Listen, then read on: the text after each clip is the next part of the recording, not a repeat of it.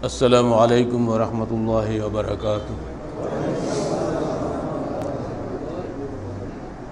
इन्नल हम्दुलिल्लाह नहमदुहु व नस्तईनुहु व नस्तगफिरुहु व नु'मिनु बिही व नतवक्कलु अलैहि व नऊज़ु बिल्लाहि मिन शुरूरि अनफुसिना व मिन सय्यिआति अअमालिना मन यहदिहिल्लाहु फला मुदिल्ल लहु व मन युद्लिल फला हादिय लहु ونشهد أن لا إله إلا الله وحده لا شريك له ونشهد أن محمدا عبده ورسوله أما بعد فقد قال الله تعالى في الكلام المجيد فأعوذ بالله السميع العليم من الشيطان الرجيم بسم الله الرحمن الرحيم ومن أحسن قولا ممن دعا إلى الله وعمل صالحا وقال إنني من المسلمين সূরা হামিম সাজদা 33 আয়াত। আল্লাহ পাক বলছেন তার চাইতে উত্তম দাওয়াত আর কি আছে যে ব্যক্তি মানুষকে আল্লাহর দিকে আহ্বান করে এবং নিজে সৎকর্ম সম্পাদন করে এবং বলে যে আমি একজন মুসলিম, অর্থাৎ আল্লাহর আজ্ঞাবহ। এই কথার মধ্যে দুটো বিষয় মওজুদ রয়েছে। এক, আল্লাহর পথে দাওয়াত হবে, তাগুতের পথে নয়। দুই, শুধু দাওয়াতে যথেষ্ট নয়, আমল জরুরি। দাওয়াতের সঙ্গে যদি আমল যুক্ত না হয় তাহলে ওই দাওয়াত কোনো ফলপ্রসূ হবে না। দাওয়াতবিহীন আমল, আমলবিহীন দাওয়াত কোনোটাই আল্লাহর কাছে গ্রহণযোগ্য নয়। আর আল্লাহর পথে যখন দাওয়াত দিবেন অবশ্যই আপনাকে শয়তানের পথ থেকে দূরে থাকতে হবে। কিভাবে চিনবেন কোনটা শয়তানের পথ, কোনটা আল্লাহর পথ? এ বুঝিয়ে দেওয়ার জন্যই আল্লাহ পাক যুগে যুগে নবী রাসূল পাঠিয়েছেন। মানুষ কখনোই সত্য মিথ্যার মানদণ্ড নির্ধারণ করতে পারে না। মানুষের জ্ঞান অত্যন্ত সীমিত। এজন্য খেয়াল করে দেখবেন একটা ছোট বিষয়েও কোনো মানুষ একমত হয় না। মদ হারাম, এ তো পাগলও বলে। বাংলাদেশে মদ যত লোকে খায়, ঢাকাতে শুধু প্রতিদিন 10 লক্ষ গ্যালন মদ খায়। কারা খায়? কি ফেরেশতা খায় না শয়তানে খায়? খায় তো মানুষই খায়। আর ঢাকা লোকরা মুসলমান না অমুসলমান?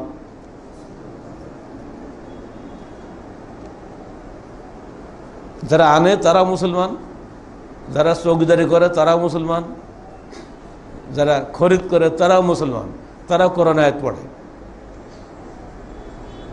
তারা একটা যুক্তি তাদেরও আছে, আমি এটা না খেলে দোষ পাই না, তো না কি করবো কি? অনেক বন্ধুর সঙ্গে আমার পরিচয় আছে, তারা বলে স্যার যতই মানা করেন সিগারেট দিয়ে বুদ্ধির গোড়ায় গরম না করা পর্যন্ত আমার বুদ্ধি বের হয় না, করবো কি?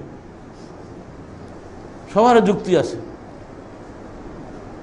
এবার ঈদুল ফিতরে নাকি ঈদুল আজহা গেল না, বাড়ি গিয়ে এদের দিন রাত্রে একটা বক্তব্য রাখলাম, গ্রামের যুবকদের ডেকে নিয়ে।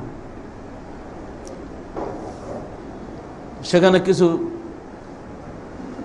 ওই ক্যারাম বোর্ডের ব্যবসা হয়, আমি জানতাম না। ক্যারাম বোর্ড ভাবি এমনি মধ্যে এই বিনোদন একটু ঠেলাঠেলি করে, এই পর্যন্ত টোকা মারে, কিন্তু ওদের টাকা পয়সার ব্যাপার আছে। এগুলো তো আমাদের এলেমে থাকার কথা না। একজন আমার কানে কানে বললো, স্যার এই যে বাড়িওয়ালা বোর্ড খেলায় ও প্রত্যেকের কাছে টাকা নেয়, টাকার বিনিময়ে খেলতে হয়, তাকে আমরা নিষেধ করতে বলে কি এটাই আমার রুজির পথ। তাহলে তোমার আমার টাকা দাও, তাহলে আমি খেলাবো না। আমার ঠিক আছে, যুক্তি দেখার ওর যুক্তি আছে। মাগরিবের পরে সবাই ডেকে নিয়ে বলে দিলাম, এই যুবকরা, তারপর যা বলার বলে দিলাম। মসজিদে বেরিয়ে গিয়ে সমস্ত ক্যারাম যা যেখানে ছিল সব ভেঙে ধরে শেষ করে দিয়েছে। মানে একটাও চলবে না, তোমার রুজির মালিক আল্লাহ, তুমি হারাম হারাম পথে রুজি করবা? এই গ্রামে থেকে হারাম খোর আমার রাখতেই দেবো না। বলা লোক হয় না, দিন যে বলে দিয়েছে হুকুম দিনান তামিল হয়ে গেছে। এটা যদি প্রমাণ হয় যে প্রত্যেকের যুক্তি আছে, চোরেরও যুক্তি আছে, পুলিশেরও যুক্তি আছে। আর এই জন্যে জাজমেন্ট লাগে, আদালতে যাওয়া লাগে, আদালতের রায় মানতে হয়।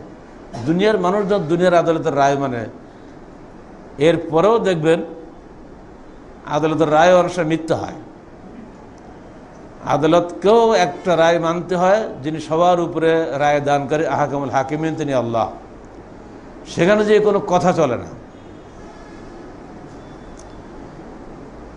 আপনাকে সেই মহাসত্যের সন্ধান দেওয়ার জন্য আল্লাহ পাক যুগে যুগে নবী রাসূল পাঠিয়েছেন। আপনাকে সারেন্ডার করতেই হবে, যতই বুদ্ধিমান আপনি হন। আপনি নিজের মাথা চুলগুলো যেমন গুনে দেখছেন কটা চুল মাথা আছে বলতে পারেন? খুব তো বুদ্ধিমান। পেট তো নিজের দেহের সঙ্গেই আছে, পেটটা ব্যথা করে কেন বলতে পারেন? পেটের মধ্যে পায়খানা নিয়ে ঘুরে বাজে সারাদিন, আবার সারা গায়ে আতর মাখতেছে, লাভটা কি? একটা পায়খানার ট্যাঙ্কি নিয়ে ঘুরে বেড়ান সারাদিন, আপনি ওই গন্ধ দূর করার কায়দা আপনার নাই, কোনো উপায় নেই, আপনার বাঁচার কোনো রাস্তা নেই। 2 বার পায়খানা, 1 বার পেট ব্যথা, শটানা হাসপাতাল। এই তো আপনার বিদ্যা বুদ্ধি, এই তো আপনার ক্ষমতা।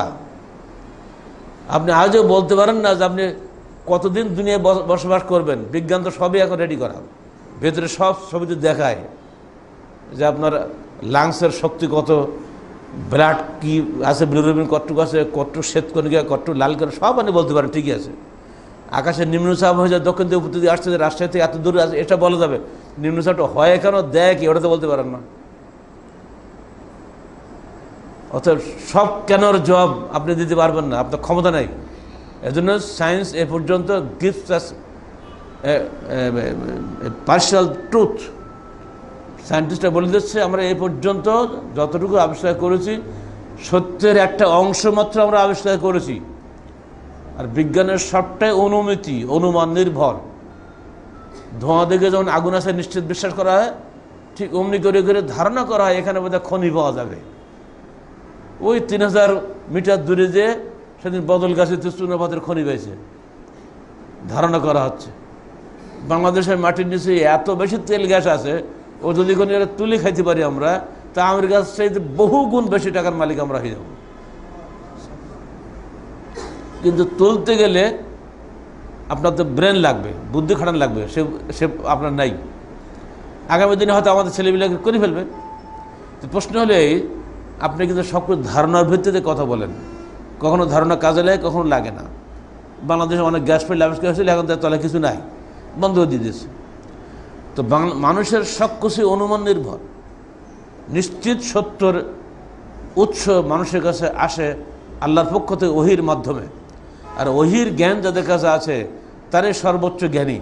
আর ওহির বিধান নিয়ে যারা দুনিয়া বসবাস করে তারাই হলো সফল কাম। আর ওহির বিধান নিয়ে যারা আগমন করেন তাদেরকে বলে নবী বা রসুল। নবী মানে সংবাদদাতা, রসুল মানে প্রেরিত পুরুষ। কার পক্ষ থেকে? আল্লাহর পক্ষ থেকে, কোনো মানুষের পক্ষ থেকে নয়। আমাদের রসুল সর্বশেষ, তাকে কিন্তু একই মিশন নিয়ে আল্লাহ পাক পাঠিয়েছেন। এর আগে বলা হয়েছে ওয়ালাকাদ বাআসনা ফি কুল্লি উম্মাতিন রাসূলান আন ইবুদুল্লাহ। প্রত্যেক উম্মতের কাছে আল্লাহ পাক রসুল পাঠিয়েছেন একটাই দাওয়াত দিয়ে, তোমরা আল্লাহ দাসত্ব করো, অস্তানিবুত তাগুত, তাগুত থেকে বিরত হও। তাগুত বলতে আল্লাহ বিরোধী যাবতীয় ব্যক্তি হোক, মতবাদ হোক, সে শাসক হোক, নেতা হোক, যে যাই হোক না কেন, আলেম হোক, ধর্মনেতা হোক, আর রাষ্ট্রনেতা হোক, আর যে ব্যক্তি আল্লাহ বিরোধী হুকুম দিচ্ছে, নেতৃত্ব দিচ্ছে, ওই হলো তাগুত। অস্তানিবুত তাগুত, তোমরা আল্লাহ দাসত্ব করো, তাগুত থেকে বিরত হও।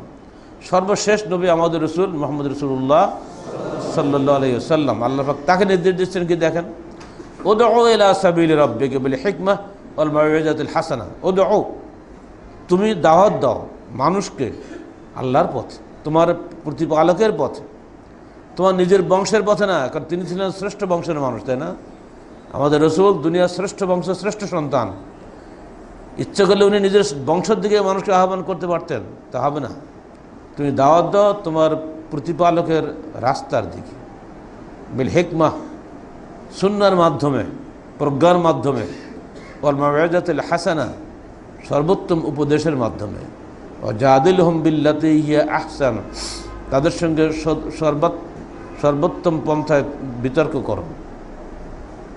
ইন্না রাব্বাকা হুয়া আ'লামু বিমান দাল্লা আন সাবিলি ওয়া হুয়া আ'লামু বিল মুহতাদিন। কারণ তোমার প্রতিপালক ভালো করেই জানেন কে আল্লাহর রাস্তা থেকে পথভ্রষ্ট হবে, এবং তিনি ভালোভাবেই জানেন কে আল্লাহর রাস্তায় আসবে, কে পথপ্রাপ্ত হবে।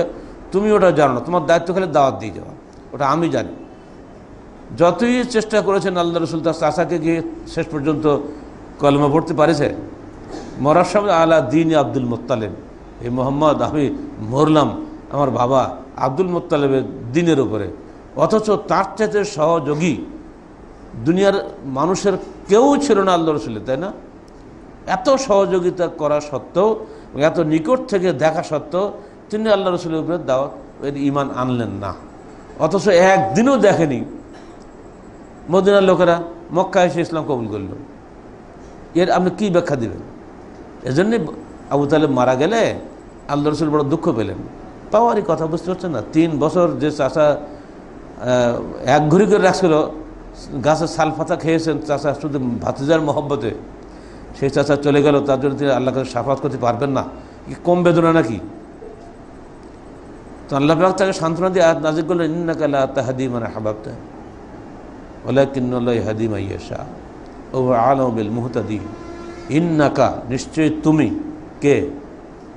মুহাম্মদ রাসূলুল্লাহ সাল্লাল্লাহু আলাইহি ওয়াসাল্লাম, লা তাহদি, তুমি হেদায়েত করতে পারো না, মান আহবাবতা, যাকে তুমি ভালোবাসো। এটা দারুণ কথা না? বরং আল্লাহ যাকে খুশি হেদায়েত দান করে থাকেন, তিনি হেদায়েত প্রাপ্তদের সম্পর্কে সর্বাধিক অবগত। এই আয়াত পাওয়ার পরে আল্লাহ নবী একটু শান্ত হলেন যে আসলে তকদিরই ছিল উনি হেদায়েত পাবেন না, আমি আর কী করব। একদিন চাচা আব্বাস বলছে, হে মোহাম্মদ সাল্লাল্লাহু আলাইহি ওয়াসাল্লাম, তোমার জন্য যে এত কাজ করলো তোমার চাচা, মানে আব্বাসের ভাই তো হচ্ছেন উনি আবু তালেব, তো উনি কি একটু রিলিজ পাবে না কি আমাদের মাঠে? সবার কি সমান শাস্তি?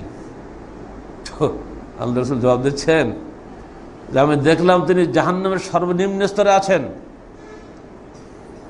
আল্লাহ পাক কেবল আমারই মর্যাদার কারণে তাকে জাহান্নামের সর্ব উচ্চ স্থানে নিয়ে আসলেন, শুধুমাত্র পায়ে আগুনের জুতা পরিহিত রাখলেন, আর উপরে দেহগুলো সব ভালো রাখলেন। সবচেয়ে হালকা শাস্তি আবু তালেবের জন্য আল্লাহ পাক দিলেন, সির্ফ আমার কারণে। বলুন আলহামদুলিল্লাহ। কিন্তু ওই একটা জুতো পায়ে দেওয়া অবস্থায় আছে, তাতে আল্লাহ রাসূল বলছেন তার মাথার ঘিলুগুলো টকবক করে ফুটছে গরমের চোটে, আগুনের তাপে, উত্তাপে।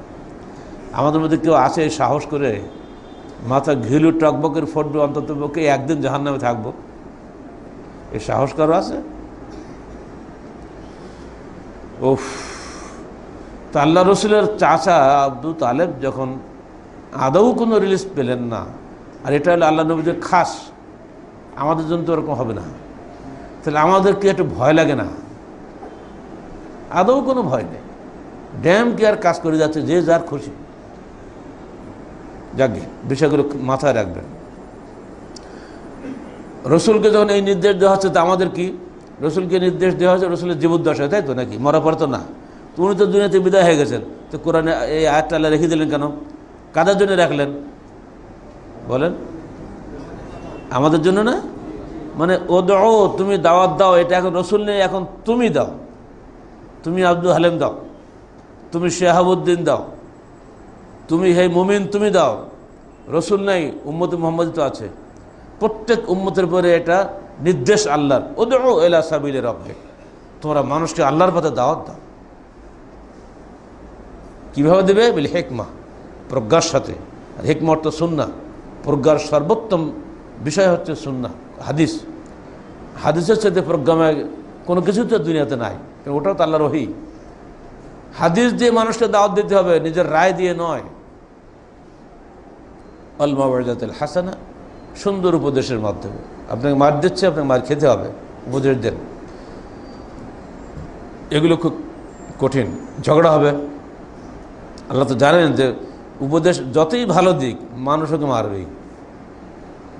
বরং ভালোর প্রতি হিংসা, হাবিলের প্রতি কাবিলের হিংসা কী জন্য ছিল? ভালোর প্রতি হিংসা না, যে কাবিলের দাওয়াত কবুল হলো, আমার দাওয়াত কবুল হলো না, কাবিলের কোরবানি কবুল হয়ে গেলে আমারটা কোরবানি হলো না, অত ওকে দুনিয়াতেই রাখবো না। ভালোর প্রতি হিংসা এটা চিরন্তন। আমাদের বাবার বড় ছেলে কাবিল তার ছোট ভাই হাবিলের প্রতি হিংসা করেছে, এই কারণে হাবিল ভালো ছেলে ছিল। তো নবীদেরকেও হিংসা করেনি মানুষ? দুনিয়াতে কোন নবী কি আরামে থাকতে পেরেছে? প্রত্যেক নবী দুনিয়াতে কষ্ট, মুসিবতের, নির্যাতনের সম্মুখীন হয়েছেন। প্রথম রসুল নূহ আলাইহিস সালাম ৯৫০ বছর দাওয়াত দিয়েছেন এবং মানে বলা যায় প্রতিদিনই তিনি নির্যাতিত হয়েছেন। এগুলো নবীদের কাহিনী, নূহের জীবনী পড়ে দেখবেন কীভাবে তাকে নির্যাতন করা হয়েছে। বোঝা গেল ঝগড়া হবেই, মানুষ মানবে না আপনার কথা। এখানে নির্দেশ ও জাদিল হুম বিল্লাতি হিয়া আহসান, তুমি সর্বোত্তম পদ্ধতিতে তাদের সঙ্গে বিতর্ক করো। ইন্না রব্বাকা হুয়া আ'লামু বিমান দাল্লা আন সাবিলি, তোমার প্রতিপালক জানেন কে পথভ্রষ্ট হবে আর কে হেদায়েত পাবে, তুমি এটা জানো না। অতএব ঝগড়া করে লাভ হবে না, জোর করে কাউকে হেদায়েত করাও যাবে না, তুমি তোমার দাওয়াত দিয়ে চলে যাও। এটাই হলো নীতি। আল্লাহ রসুলকে যখন এই নির্দেশ দিয়েছে, এই নির্দেশ আমাদের সবার জন্য সমভাবে প্রযোজ্য। এখন বলুন দায়রা তো মারই খায়, খালি দাওয়াত দিলে লাভটা কি? দাওয়াত না দিলে তো ভালো আছে, চুরি করলাম আমার পুরস্কার পাচ্ছি, চুরি করলেই আমি সিআইপি হতে পারি, চুরি করলে আমি শিল্পপতি হতে পারি, আমি বিমানে চড়তে পারি, আমি সিআইপি ভিআইপি হিসাবে ফার্স্ট ক্লাস পাই, আমি যেখান থেকে বড় চেয়ার পাই। দেখলেন না খুলনা একটা ধরা পড়েছে শিল্পপতি, পড়ছেন পত্রিকায়, ক্যাপসুল বানাচ্ছে স্কোয়ার কোম্পানির, ভিতরে সব চালের গুঁড়া। বলেন আলহামদুলিল্লাহ নাকি? ভিতরে চাউলের গুঁড়া, উপরে স্কোয়ার কোম্পানির ক্যাপসুলের কি বলে খোসা, বড় বড় নাম করা কোম্পানি। আর এগুলি বিক্রি হচ্ছে কোথায়? বাংলাদেশের সবচেয়ে বড় ঔষধের মার্কেট কোথায় জানেন? ঢাকা মিটফোর্ড। আর এইখানে সবচেয়ে ভেজালেরও মার্কেট। আর খুলনা হলে হেরাজ মার্কেট। এই সময় সে মাছের ব্যবসায়ী, গাড়ির ব্যবসায়ী, ব্যবসাটা শেষ নাই, কত যে ব্যবসা সে করেই। সরকারি দলের সহসভাপতি, বিশাল একটা পোস্ট ছিল। গণপূর্ত বিভাগের কেরানি, রাতারাতি হয়েছে শিল্পপতি, এবং সরকারের কাছ থেকে সিআইপি পেয়েছে কয়েক বছর পর পর। খুলনার তার চেয়ে বড় ধনী সম্ভবত এখন আর কেউ নাই। এরপরও তার লোভ এত বেশি, চালিগুড়া বেশি কোটি টাকা কামাই করতেছে। কত রুগী যে মরেছে ঠিক নাই, হার্ট বিকল হয়ে যাচ্ছে, কিডনি ফেল করছে, এই সমস্ত যত জটিল রোগের কারণ হলে মূলত ভেজাল ঔষধ। ধরা পড়েছে, জেলে গেছে এতদিন পরে, একদিন তো খাওয়া খেয়ে রাখছিল, র্যাবে ধরে ফেলেছে, কিন্তু আমার তো মানে বেরিয়ে চলে আসবে। ও দেখবেন মাস 5-6 পরে পত্রে হয়ে যেয়ে বন্ধ হয়ে গেলে দেখবেন যে দেখা যাবে ও আসলে অন্য কিছু ব্যবসা ওর আছে, সব ভালো হয়ে যাবে।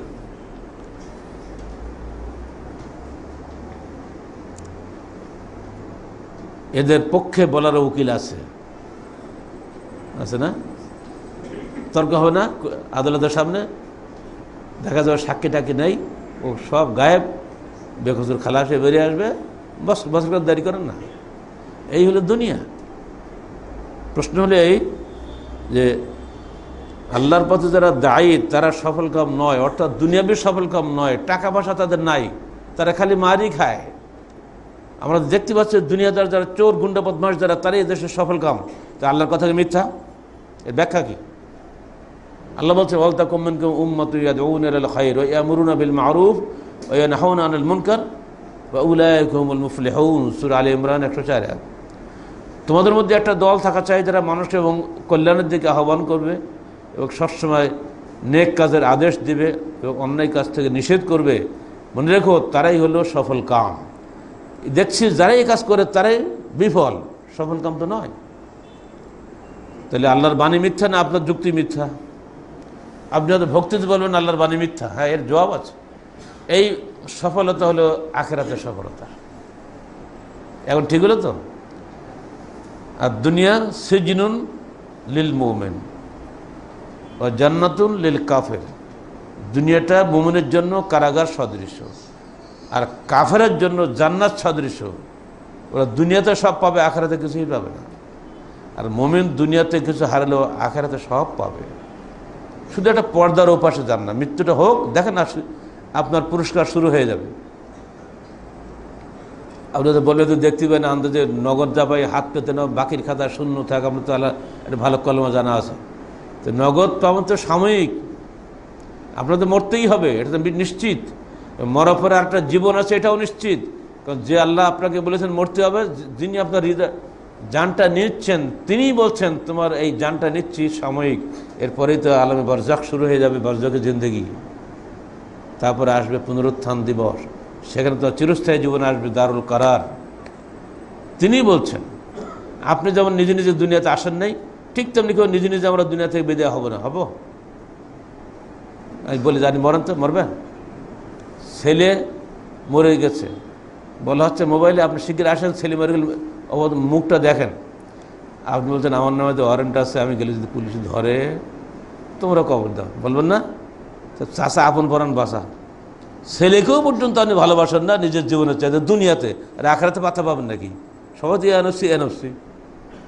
তো আল্লাহ যখন ডাক দিবে তখন আপনি মরবেন, তার আগে মরবেন না। তো যে আল্লাহর ডাকে আপনি দুনিয়াতে এসছেন, যে আল্লাহর ডাকে আপনি দুনিয়াতে বেঁধে হবেন, সেই আল্লাহই বলছেন আপনাকে অবশ্যই মৃত্যুর পরে পুনরুজ্জীবিত করা হবে এবং সেখানে কবরে আপনাকে শাস্তি বা শান্তি শুরু হয়ে যাবে এবং তার চিরস্থায়ী নিবাস হচ্ছে আমাদের চূড়ান্ত হিসাবের পরে কিয়ামতের দিন। অতএব সেদিন জালেম চিরকাল জুলুম করলো, আর দুনিয়াতে পত্র পত্রিকা রেডিও টিভিতে মানে তার প্রশংসায় খালি শুনলাম আমরা, তাহলে জালেমরাই বিজয়ী। আর মজলুম দুনিয়াতে পত্র পত্রিকা গালি খেলো, কত যে গালি তাদেরকে মানুষ দিল। তাহলে আপনার বিবেক বলে দিবে মজলুম অবশ্যই একদিন না একদিন তার পুরস্কার পাবে, আর জালেম দুনিয়াতে শাস্তি পায়নি কিন্তু একদিন সে অবশ্যই শাস্তি পাবে। যদি এটা না থাকে তো আল্লাহর বিচার থাকে না, ঠিক না? আল্লাহ তোমরা বলছে মালিক ইয়াউমুদ্দিন, তিনি হলেন সবচেয়ে ন্যায় বিচারক। তো তিনি বিচার যদি নাই করবেন তাহলে দুনিয়াতে আমাদের সব করে দিক, মজলুমকে আল্লাহ দুনিয়ায় শান্তি দিক আর জালেমকে আল্লাহ দুনিয়ায় শাস্তি দিক, তাহলে তো হয়। তা তো আল্লাহ দেয় না, কোনো কোনো ক্ষেত্রে দেয়, কোনো ক্ষেত্রে দেয় না। সবাই কিছু দেয় না তা তো না, দেয় তো কাউকে। ফেরাউনকে আল্লাহ ডুবে মারেনি, তারা তো দেয়, কিন্তু দুনিয়াটা হলো সামান্য শাস্তি। আল্লাহ নুযিকান্নাহুম আযাবাল আদনা দুনাল আযাবিল আকবার লাআল্লাহুম ইয়ারজিউন। দুনিয়াতে যেই খুবই সামান্য, আর দুনা আযাবিল আকবার মানে কি বড় শাস্তি আছে এখনো। যাদেরকে ইহকালে কিছু শাস্তি হয় ওরা পরকালে আরও পাবে, আর ইহকালে যাদের শাস্তি আদৌ না হয় তারাও পরকালে পাবে। অতএব জালেম এবং মুসলিমের এই পরীক্ষাগারে অবশ্যই জালেমকে শাস্তি পেতে হবে ইহকালে এবং পরকালে।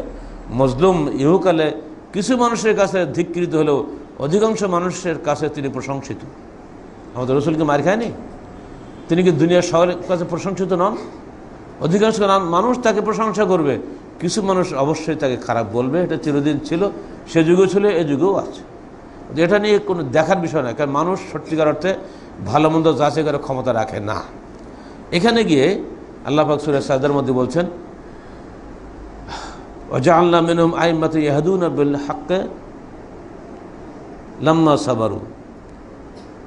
বনু ইসরাঈলের সবাই দুষ্ট ছিল, ইহুদি নাসারা, কিন্তু তাদের মধ্যে কিছু ভালো মানুষ ছিলেন, আইম্মা নেতা ছিলেন, আলেম ছিলেন, যারা ইয়াহদুনা বিল হাক্কি, যারা হকের পথে সত্যের পথে মানুষকে আহ্বান করত। ওহুম বিআয়াতিনা ইউকিনুন, এবং তারা আল্লাহর আয়াতসমূহের উপর ইয়াকিন রাখত। এই দুটো গুণ বলা হচ্ছে, একটা হলো নিজের সৎপথে চলা এবং সৎপথে আহ্বান করা, আর একটা দৃঢ় বিশ্বাস রাখা আল্লাহর বাণীর উপরে। এইখানে গিয়ে হাফিজ ইবনে কাসির একটা চমৎকার কথা বলেছেন, বিসসাবর ওয়াল ইয়াকিন তুনালুল ইমামাতু ফিদ্দীন। ধৈর্য এবং দৃঢ় বিশ্বাসের মাধ্যমেই দ্বীনের নেতৃত্ব লাভ করা সম্ভব। আপনি দায়ী কিন্তু আপনার মধ্যে ধৈর্য নাই, আপনি নেতৃত্ব নিতে পারবেন না। আপনি দায়ী কিন্তু আপনার মধ্যে দৃঢ় বিশ্বাস নেই, আপনি যে পথে দাওয়াত দিচ্ছেন সে পথে আপনি জানেন না, পথটা বুঝেন না। এই জন্য গত পরশুদিন নওগাঁ জেলা সম্মেলনে বলছিলাম যে ভাই যদি জিজ্ঞেস করি ইসলাম কি, আপনারা বলতে পারবেন না। 3 ঘন্টা 4 ঘন্টা ওয়াজ করবেন আপনি, কিন্তু আপনি বলতে পারবেন ইসলামটা কি।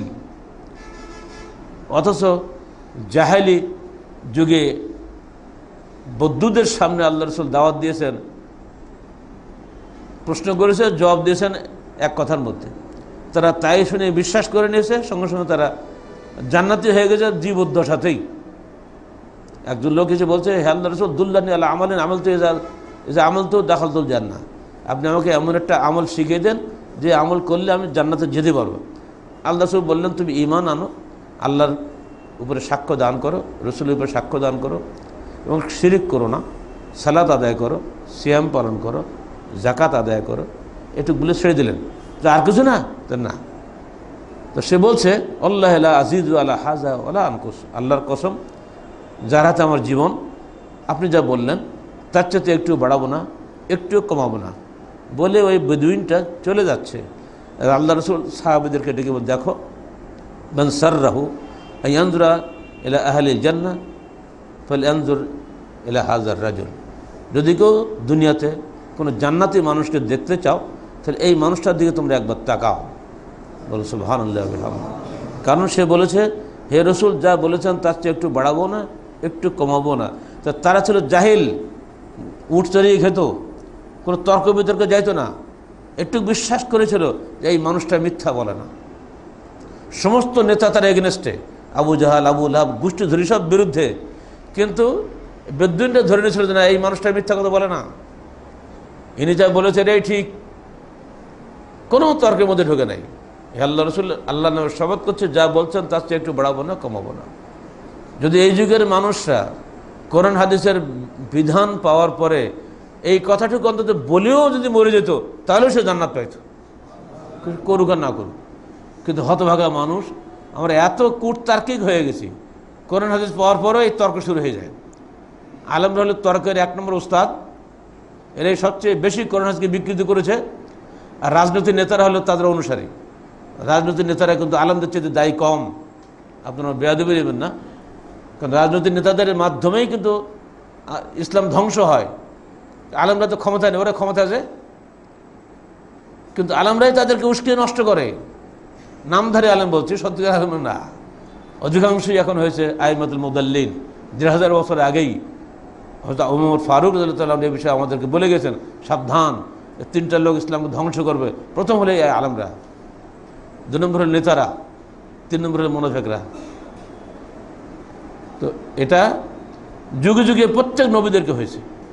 কিন্তু বনু ইসরাঈলের মধ্যে কিছু আলেম ছিলেন, তারা সবসময় হেদায়েতের পথ চলতেন এবং তারা মানুষকে হেদায়েতের পথে ডাকতেন এবং ইয়াকিন রাখতেন আল্লাহর উপরে। আপনাদেরকেও, আমরা যারা মুসলমান হয়েছি, আমাদের মধ্যে এই 2টা গুণ থাকা উচিত। একটা হবে মানুষ গাল দেবে, কিন্তু আপনাকে ধৈর্য ধারণ করতে হবে। এটা পারা যায় না, কষ্ট হয়, কিন্তু তবু করতে হবে। যদি পারেন তাহলে আলহামদুলিল্লাহ আপনি নেতা হবেন। নেতা আপনি কে সেই হবেন নাকি, অটোমেটিক হয়ে যাবেন। একজন যদি 5 জন লোক থাকে, একজন হইচই করে, কথার পরে কথা বলে, আরেকজন কিন্তু হিসাব করে কথা বলছে এবং তার কথা দেখা যায় সত্য, অটোমেটিক্যালি বলবে আপনি আমাদের সভাপতি। ইয়ার চাওয়া লাগে নাকি, এমনিতেই বলবে। বিসসাবরি ওয়াল ইয়াকিন তুনারুল ইমামাত ফিদ্দীন, সবর এবং দৃঢ় বিশ্বাস, এর মাধ্যমে দ্বীনের নেতৃত্ব লাভ করা সম্ভব। বনু ইসরাঈলের আলেমরাও পেরেছিল, মুসলমানদের আলেমরাও সেটাই পারবে, যদি তার মধ্যে এটা 2টা গুণ যদি তার মধ্যে থাকে। তাহলে গুণহীন মানুষদের কী হবে? দাওয়াত আপনি একা দিলে কি হবে? সমাজকে গড়বে? সম্ভব কারোর পক্ষে? সম্ভব না। কোনো নবী এটা করেন নাই। তারা মানুষের কাছে গিয়েছেন, মানুষ গাল দিয়েছে, মেরেছে, কিন্তু আর তারা মানুষের কাছেই গিয়েছেন। তারা কিন্তু ঘরের মধ্যে বসে বসে তাহাজ্জুদ গুজার হন্যে খেল। যখনই মানুষকে দাওয়াত দিয়ে তখনই মানুষ গাল দিয়েছে বটে, কিন্তু তিনারা মানুষের কাছেই গিয়েছেন।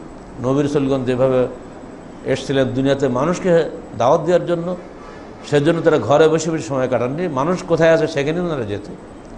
এটাই হলো দাওয়াতের নিয়ম। আপনি মানুষের কাছে যাবেন, মানুষ আপনার কাছে আসবে না। আলহামদুলিল্লাহ এখন আমরা যে যুগে বসবাস করছি, প্রচার সহজ হয়েছে বলে সম্ভব। যে আপনাদেরকে মোবাইলে বলা হয়েছে বা আগে থেকে ট্র্যাডিশন এখানে আসে, মঙ্গলবার তালিম বৈঠক হয়, আপনারা আসেন, জানেন বলে আসছেন। এই নিয়মটাই যদি আমরা নিয়মিত চালু করতে পারতাম গ্রামে গ্রামে, তাহলে দেখতেন দিন ছড়িয়ে পড়তো। বছর একদিন তবলিগ ইজতেমা হবে, কয়টা বেশি আপনারা জানতে পারেন। সেখানে সারাদেশের লোক আসে নাকি? কিন্তু যদি গ্রামে গ্রামে যদি এটা চর্চা হয়ে যেত, শহীদ দিন যদি মানুষকে জানানো যেত, নিঃসন্দেহে কিছু লোক আপনার বিরুদ্ধে করবেই, ধরে নিয়ে আপনি যেন কাজ করতেন, ধৈর্য ধারণ করতেন, ইনশাল্লাহ দেখতেন হাজার হাজার মানুষ শহীদ দিন পেয়ে যেত। আল্লাহর কাছে আপনি কৈফিয়ত দেওয়ার সুযোগ পেতেন। কারণ আমরা যে দাওয়াত দেই 2টো কারণে দেই। একটা হলো এই লোকগুলো যেন কিয়ামতের মাঠে বলতে না পারে, হে আল্লাহ, এরা দাওয়াত দিত রাজশাহী বসে, আমাদেরকে কখনো ডাকেনি, এই জন্য আমরা জানতে পারেন, তুমি আমাদের ক্ষমা করো। রাজশাহী মহানগরীতে এখনো পর্যন্ত সবার কাছে আপনার দাওয়াত পৌঁছাতে পারেন নাই। এই জন্য আমি বারবার বলি মহানগরী কমিটিকে, বাবা তোমরা একটু কাজ করো। সপ্তাহে একটা দিন আল্লাহর রাস্তায় 2টা ঘন্টা দাও, রোজ তোমাকে বলছি না। নবী রাসূলুল্লাহ তো হর হামেশা দাওয়াত দিতেন। তোমরা সপ্তাহে একটা দিন আল্লাহর রাস্তায় ব্যয় করো। এটাও কিন্তু অনেকে কেউ করে না, করলে তার নিজেরই লাভ। এটা যদি হয় তাহলে আল্লাহর কাছে আমরা কৈফিয়ত দিতে পারব। আর 2 নম্বর হলো এই, আল্লাহ যে আমানত আমাদের কাছে রেখেছেন, আমাদের রসুল মৃত্যু শেষ ওয়াজ যে করে গেলেন বিদায় হজের ময়দানে, তিনি বললেন দেখো আমি তো চলে যাচ্ছি, আগামী বছর হজ করতে পারবো কিনা আমার সন্দেহ, তবে রেখে যাচ্ছে 2টা বস্তু, যতদিন তোমরা ধরে থাকবে সে 2টা বস্তু ততদিন তোমরা পথভ্রষ্ট হবে না। কিতাবুল্লাহ ও সুন্নাত নবীহি, আল্লাহর কিতাব এবং তার নবীর সুন্নাহ। এই যে শেষ ওসিয়ত তিনি করে গেলেন মৃত্যুর 81 দিন পূর্বে, এই ওসিয়ত কি উম্মতে মুহাম্মদী মানতে পেরেছে? এখানে আমরা ওই 2-এর সঙ্গে যোগ করেছি আরও 2টা, কোরআন এবং হাদিসের সঙ্গে আরও 2টো আছে। বলেন তো কি? মাশাআল্লাহ, আপনি অনেক শিখে ফেলেছেন দেখছি। ওই 2টো শিরক করেছে আমরা, ইজমা কিয়াস কোরআন হাদিসের সঙ্গে শিরক করে ফেলে, পরিষ্কার শিরক এটা। তার ভাবকা নেই যে আল্লাহ বা তার রসুল ইসলামের কিছু অংশে বাদ রেখে গেছে, ওইগুলো হুজুররা ইজমা কিয়াস করে পূরণ করে দিয়েছে। ভাবকা তাই হবে না? তাই তো, অর্থ তাই হচ্ছে। এজন্য ওই বিষয়ে যাব না, আমি খালি বলে দিচ্ছি কোরআন এবং সুন্নাহ যথেষ্ট একটা মুসলমানের দুনিয়া চলার জন্য, একটা মানুষকে দুনিয়া চলার জন্য। তার জাজ্জুল্লাহ প্রমাণ হলো মাসিক আর তাহারিক। দেখছেন না আপনারা, আজ 20 বছর চলছে বাংলার জমিনে, কোথাও কোনো জায়গায় কোনো ফেকার কেতাবের রেফারেন্স পাবেন না, পাইলে সব হাদিসের রেফারেন্সই পান, নম্বর দিয়ে দিচ্ছে। এই যুগেও যে কোরআন হাদিস দিয়ে যুগ জিজ্ঞাসার জবাব দেওয়া সম্ভব, মাসিক আর তাহারিক তার জাজ্জুল্লাহ প্রমাণ। এরপরেও কি আপনাদের ঘুম ভাঙবে না? এখনও ইজমা কিয়াসের ঝুড়ি নিয়ে ঘুরে বেড়াবেন সমাজে। কোরআন হাদিস যখন নফল হয়ে গেছে, বুখারী শরীফের কি বলে ওটাকে, শেষে কি খতমে বুখারী হয়, যারাই খতমে বুখারী করে তারাই বুখারীকে জবাই করে প্রত্যেকদিন। বুখারীতে বুকের উপর হাত বাঁধার হাদিস নাই, বুখারীতে রফাদের হাদিস নাই, বুখারীতে 8 টাকা তারাবি নাই। যারাই খতমে বুখারী করে গরু খাসি মেরে খায় তারাই বুখারীকে জবাই করে প্রতিদিন প্রতি ওয়াক্তে। লজ্জা করেন এই সময় খতমে বুখারীওয়ালাদের? আসলে ওরা হলো কুদুরিওয়ালা, আর মানুষের পকেটে টাকা নেওয়ার জন্য হয় বুখারীওয়ালা। বুখারী নগরের মানুষ খুশি টাকা দেয়। যদি আমি কুদুরি খতম হবে, কোন ভাই টাকা দেবে? কুদুরির নাম দেখো জানে না, চালাক কত। হ্যাঁ, হলি সাহেবে কুদুরি, খাওয়ার সময় বলে সাহেবে বুখারী। 1 বছরে বুখারী শেষ, যেখানে সূরা বাকারা শেষ করতে ওমর ফারুকের 12 বছর লাগলো, আর তোমার টোটাল বুখারী শেষ করতে 1 বছর। পাগল নাকি একটা? শুধু কি বুখারী পড়ে? বুখারী মুসলিম তিনি সব পড়ে। সেরেব এগুলো ধোঁকাবাজ, ধর্মের নামে তারা এগুলো করে যাচ্ছে। ইসলামের সবচেয়ে বড় গাদ্দার হলে এরাই। অতএব সাবধান, টুপি দাঁড়িয়ে দেখি যেন পথভ্রষ্ট হয়ে যাবো না তোমরা। এই জন্য অনেক আগেই সাবধান করে দিয়েছেন আল্লাহ রসুল। এবার আসেন, দাওয়াত হতে হবে, একাকে সম্ভব নয়। আর একাকে এই দাওয়াত আমাদের জন্য আল্লাহ পাঠানের সারা মানুষকে হেদায়েত করার জন্যই বিশ্ব মানবতার ঘরে ঘরে দাওয়াত পৌঁছানোই আমাদের দায়িত্ব, আমরা উম্মতে মুহাম্মাদী। কারণ আমাদের নবী গোত্রীয় নবী ছিলেন না, তিনি ছিলেন বিশ্ব নবী, ঠিক না? দাঈন ইলাল্লাহ বিইজনি ওয়া সিরাজা মুনীরা কাফাতাল লিন্নাস। তার মানে কি মানব জাতির সবার জন্য, শুধু মানুষ নাকি, জিনের জন্য তিনি নবী। জিনের তার কাছে ইসলাম কবুল করেনি। জিন এবং ইনসান নবী যিনি, তার উম্মতি ঘরে বসে থাকবে নাকি? একা একা ঘরে বসে তফসির তিলাওয়াত করবে? তো হবে না। এটাই হতো আল্লাহ রসুল সারা জিন্দিগিটাই উনি ওই কাবা ঘরে বসে থাকতেন, ওখানে কেউ মারে না। এটা তো আপনারা জানেন, তাই না? কাবা ঘরে মানুষ মারা, গালি দেওয়া সব নিষিদ্ধ। বাইরে গেলে বজ্রযুদ্ধ করে মারি খাওয়ার দরকার নেই, দাঁত ভাঙার কি দরকার? বাবা কাবা ঘরে বসে দাওয়াত দেয়, লোক আসুক, তার দরকার এসে দাওয়াত নিয়ে এখান থেকে, তা তো করেন। অতএব আমাদের দায়িত্ব হবে সবাইকে সংঘবদ্ধভাবে জাগ্রত জ্ঞান সহকারে দাওয়াত দেওয়া। দলিল আল্লাহ পাক তার রসুলকে নির্দেশ দিচ্ছেন, কুল হাযিহি সাবিলি। আমার সঙ্গে বলতে হবে, এটা আপনাদের সিলেবাসের আয়াত। বলেন তো, কুল হাযিহি সাবিলি আদউ ইলা আল্লাহ আলা বাসীরাতিন আনা ওয়া মান ইত্তাবা'আনি ওয়া মা ওয়া সুবহানাল্লাহি ওয়া মা আনা মিনাল মুশরিকিন। কি চমৎকার আয়াত, সূরা ইউসুফ 108 আয়াত। তুমি বলো হে রসুল, হাজিহি সাবিলি, এটাই আমার রাস্তা, তুমি মানো না মানো আমার রাস্তা এটাই, তাই না? তো সবাই খুশি করে যাবে নাকি? আমার রাস্তা এটাই, যেটা আল্লাহ আমাকে বলে দিয়েছেন। আমি ডাকি মানুষকে আল্লাহর পথে, আলা বাসীরাতিন, জাগ্রত জ্ঞান সহকারে। আবু জহল বলতে আল্লাহ বল্লা তাল্লাহ, আবু জহল আল্লাহকে ডাকতো, তাই না? আবু লাহাব আল্লাহকে ডাকতো না? তো তোমারও আল্লাহ দলে আমি নেই, আমি আমার আল্লাহর পথে আছি, শুধু আল্লাহকে ডাকলে হবে? আল্লাহ যে বিধান দিয়েছেন তা মানতে হবে না? অতএব আমার জ্ঞান ঠিক আছে, ততই তুমি ধোকা দাও আমাকে, আমি ওমরা ঢুকবো না। মূর্তি পূজা করে আল্লাহকে পাওয়া যায়, ওসিলা ধরলে আল্লাহকে পাওয়া যায়।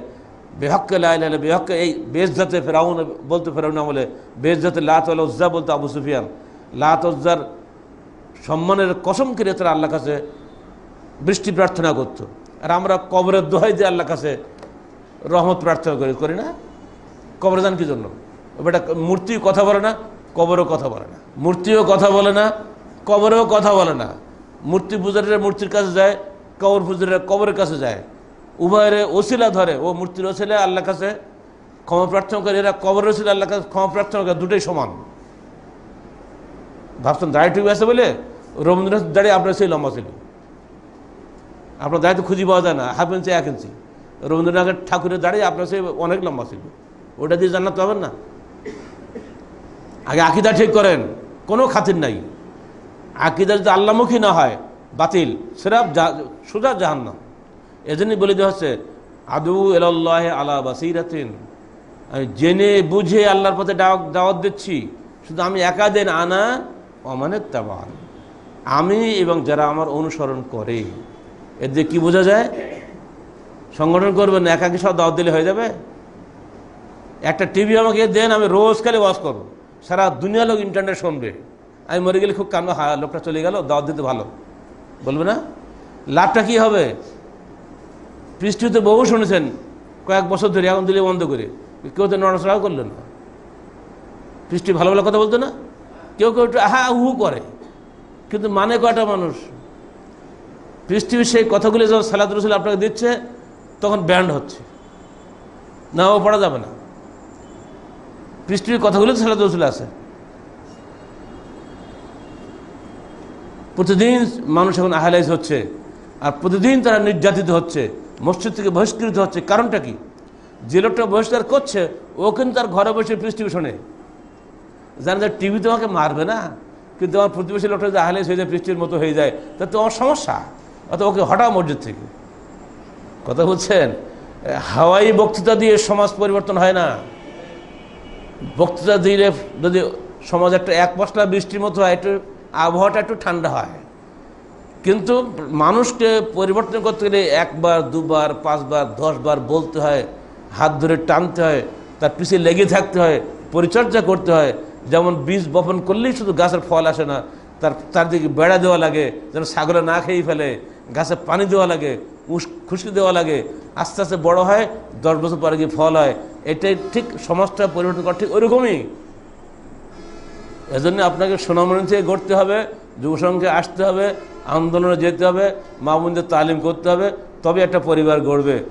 একদিন এক ওয়াজ করে দিলাম, সারা পরিবার সব পাক্কা মুসলমান হয়ে গেল, এই চিন্তাধারাটা পাগলের চিন্তাধারা। তাই তো আল্লাহ নবী ওই কাজই করতেন।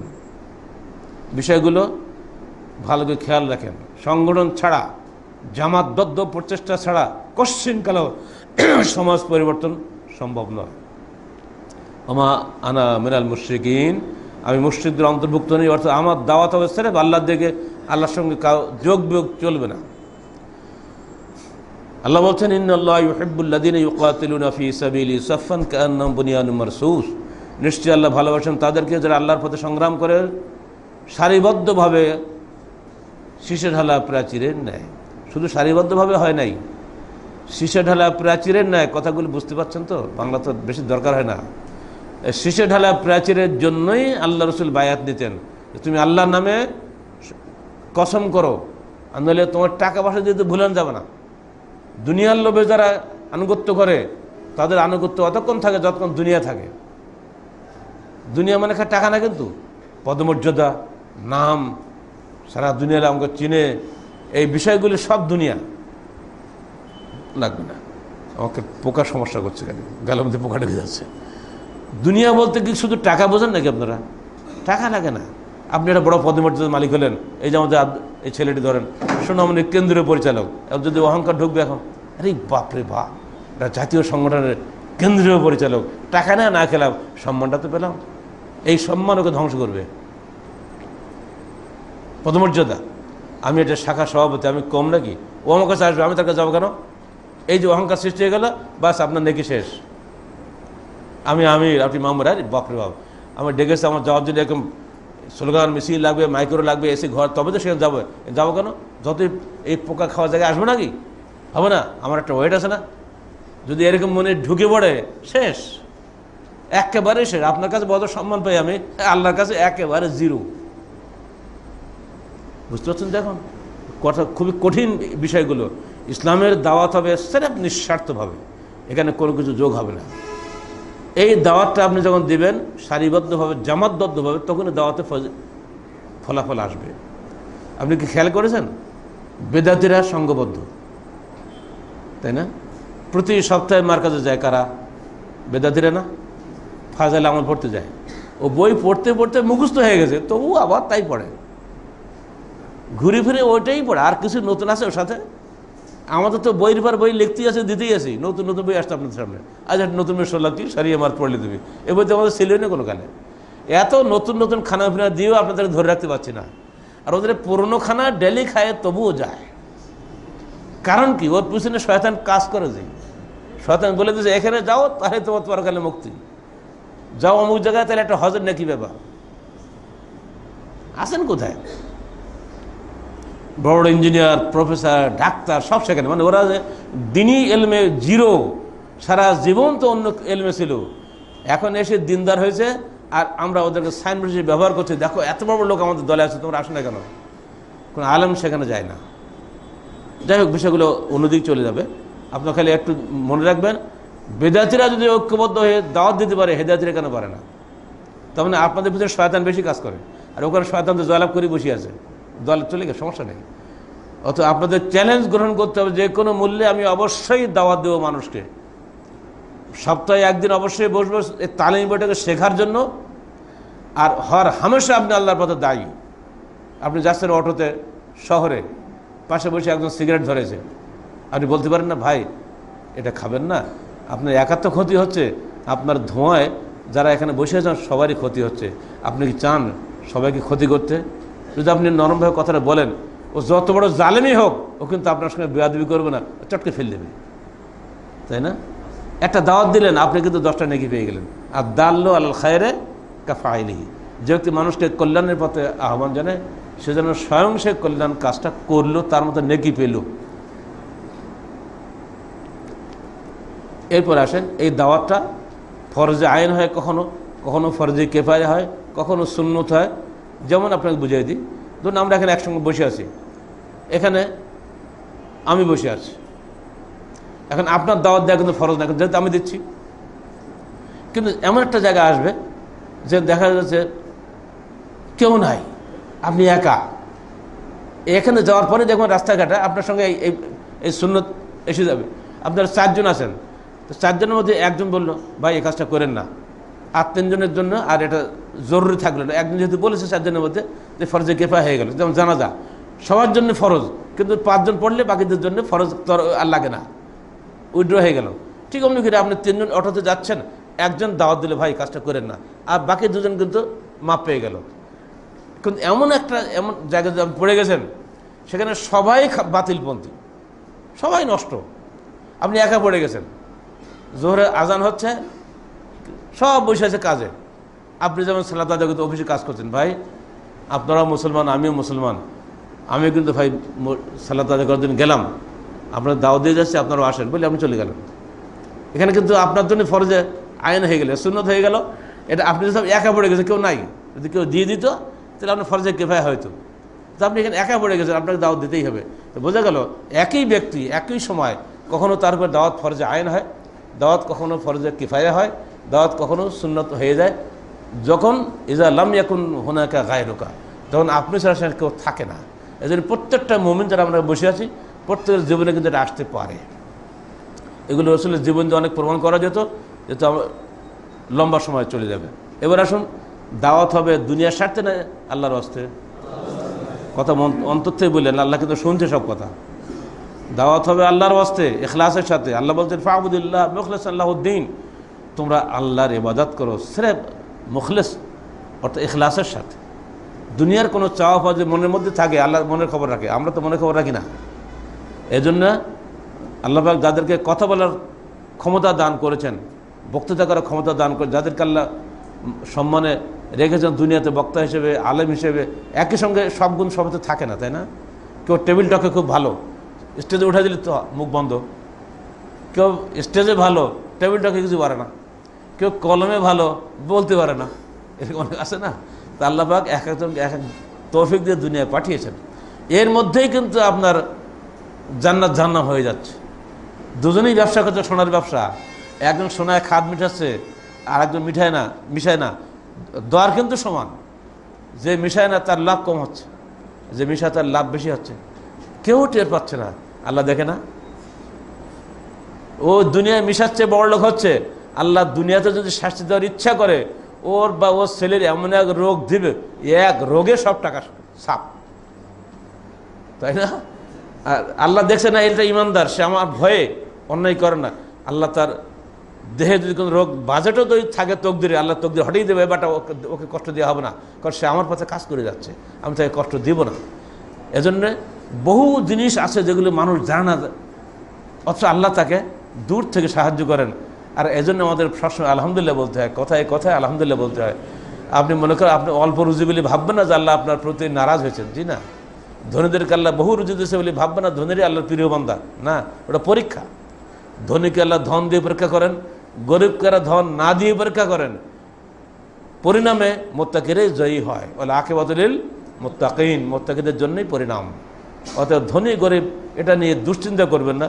আপনার বাজেটে যা তকদির আল্লাহ দেখছেন, তার বাজেট আপনি পাবেন, না খেয়ে মরবেন না, এটা আল্লাহর ওয়াদাই রয়েছে। ছেলেপিলে রুজি দেবে না মানে আল্লাহ তো রুজি দেওয়ার জন্য আল্লাহ দুনিয়া পাঠায় ছেলেপিলে। তো আপনার দুশ্চিন্তা করার কারণ নেই, আপনি আল্লাহর পথে কাজ করে যাবেন, আল্লাহ আপনার ব্যবস্থা করবে। দাওয়াত হবে সিরফ ইখলাসের সাথে। এবার দেখেন কিছু দলিল নেন, সূরা শুআরা বাড়ি যেয়ে পড়ে দেখবেন কতগুলো আয়াত সেখানে আছে। প্রত্যেক নবীর নামে নামে একটা করে আছে। প্রথম রসুলকে নূহ আলাইহিস সালাম, তাকে মারতে যখন, তখন তিনি বলতেন, দেখো মা আসআলুকুম আলাইহি মিন আজরিন ইন আজরিয়া ইল্লা আলা রাব্বিল আলামিন, আমি তোমাদের কাছে কোনো মজুরি চাই না, আমি আমার প্রভু প্রতিপালক যিনি আছেন আল্লাহ, তার কাছেই আমার যাবতীয় পুরস্কার কামনা করি। আমার একটাই আবেদন, তোমরা সিরফ আল্লাহর দাসত্ব করো, তোমরা ঈমান আনো। অন্য আয়াতে আসছে মা আসআলুকুম আলাইহি মালান ইন আজরিয়া ইল্লা আলাল্লাহ, মাল নাম দিয়ে বলা হয়েছে। আমি তোমাদেরকে এই যে বক্তব্য রাখি, এর বিনিময়ে কোনো মাল চাই না, কারণ আমার পুরস্কার সিরফ আল্লাহর কাছে আছে। যারা তোমরা বক্তা হয়েছ তাদের কাছে আয়াতগুলো বারবার মনে করে দিচ্ছি। সূরা শুআরা 109 আয়াত, সূরা হুদ 29 আয়াত। বক্তৃতা দেওয়ার ক্ষমতা আল্লাহ পাক তোমাকে দান করেছেন, অত সেই বক্তৃতা যেন তোমার জাহান্নামের ওসিলা না হয়, এটা যেন জান্নাতের ওসিলা হয়। এই বিনিময়ে যেন মনের ভিতরেও কোনো টাকা পয়সার কামনা করো না। আল্লাহ কীভাবে তোমাকে দেবে তুমি জানো না, অতএব এই বিষয়গুলো খেয়াল রাখো। তাহলে আমরা যারা দাওয়াত দিচ্ছি বা আপনারা যারা দাওয়াত দেবেন, ইনশাআল্লাহ দুনিয়াতে কিছু পাবেন এই আশা করে দেবেন না। মানুষ আপনাকে সম্মান করবেন না। আপনি মনে রাখবেন, যেটা আপনার আল্লাহ পাক আপনাকে সম্মান যতটুকু দেবেন ততটুকুই আল্লাহ আপনি পাবেন, তার বেশি পাবেন না। আপনি চিন্তা করতে পারেন, আমাদের মধ্যে একটা মানুষ কোনো জায়গায় যেয়ে সেরেফ মাটির উপরে ব্যাগ থেকে গামছা বেছে ব্যাগটা মাথায় দিয়ে শুয়েছি, আপনি বিশ্বাস করতে পারেন? প্রধান বক্তা, প্রধান অতিথি এসেছি ভ্যানে চড়ি, আমি জীবন্ত বেঁচে আছি আমি এখন, এটা নিয়ে কোনোদিন আমাদের মনে কোনো সামান্যতম কোনো চিন্তাও আসেনি। আর এই মানুষ আর বিমানে চড়ে যাচ্ছে, ওটাও আল্লাহর ইচ্ছা, এটাও আল্লাহর ইচ্ছা। আল্লাহ পরীক্ষা দেখলো, দেখি কী করেন উনি এখানে আজকে। এগুলো কি যদি আমাদের জীবনে ঘটে তা আপনার জীবনে ঘটবে না? ঘটবেই, এটা সব কিছু পরীক্ষা মধ্যে রাখবেন। এবার আসেন, দাওয়াতের মাধ্যম কী হবে? কী দাওয়াত দিবেন? বা এসব আল্লাহর পথে সেই বললে হবে? একটা মাধ্যম লাগবে না? কেউ তবলিগ নিসাব নিয়ে যাচ্ছে, কেউ আকিমুদ্দিন নিয়ে যাচ্ছে, কেউ কার্ল মার্কসের বই নিয়ে যাচ্ছে, এসো আমার সঙ্গে দল করো, তুমি দুনিয়াকে ভালো খাও। এক একজন এক এক দিকে মানুষ নিয়ে চলে যাচ্ছে। মাধ্যম তো সবারই আছে, কেউ তো নিজে অত বলতে পারে না। এখানে আল্লাহ রসুলকে আল্লাহ পাক মাধ্যম দিয়ে দিয়েছে। দেখো সেটা কি, হুয়াল্লাযী বাআসা ফিল উম্মিয়্যিনা রাসূলাম মিনহুম ইয়াতলু আলাইহিম আয়াতিহি ওয়া ইউযাক্কিহিম ওয়া ইউআল্লিমুহুমুল কিতাবা ওয়াল হিকমাহ। খালাস।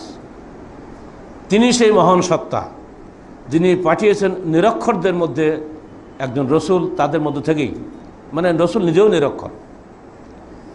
তিনি কি করেন? মানুষকে দাওয়াত দেন কিভাবে? ইয়াতলু আলাইহিম আয়াতিহি, তিনি আল্লাহর আয়াতসমূহ তেলাওয়াত করেন। ওয়া ইউযাক্কিহিম, তাদের অন্তর জগৎকে পরিচ্ছন্ন করেন আখিরাতের দাওয়াত দিয়ে।